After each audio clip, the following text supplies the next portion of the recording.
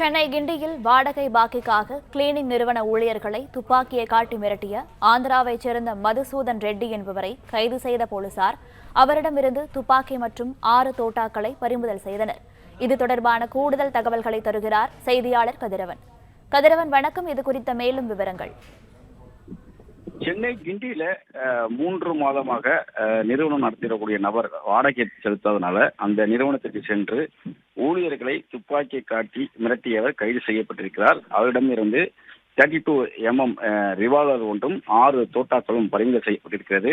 ஆந்திராவில் துப்பாக்கிக்கான உரிமம் வைத்திருப்பதாகவும் வாடகை பணம் கேட்டபோது அவர்கள் தன்னை கோபம் ஏற்படுத்தும் வகையில தன்னை மிரட்டும் துணிகளை பேசியதால தமிழ் மொழி சரியாக தெரியாத காரணத்தினாலும் துப்பாக்கியை காட்டி மிரட்டியதாக விசாரணையில் தெரிவித்திருக்கிறார். கிண்டி வேளச்சேரி பிரதான சாலை ஹரிணி அவனி பகுதி சேர்ந்த வித்யலாதா என்பவரையும் உறவினரான செயல்பட்டு வரக்கூடிய இவர் அந்த கட்டிடத்தின் வாடகையை வசூலிக்கக்கூடிய பணியிலும் அதனை பராமரிக்கக்கூடிய பணியிலும் ஈடுபட்டு வந்தார்.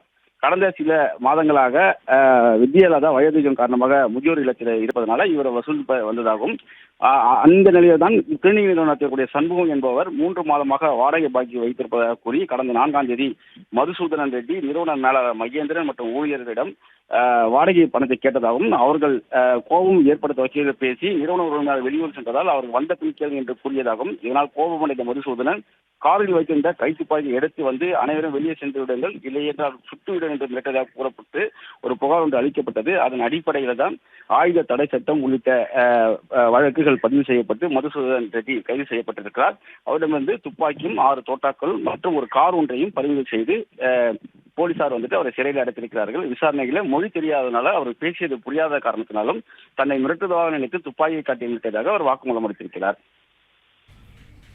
விவரங்களுக்கு நன்றி கதிரவன்.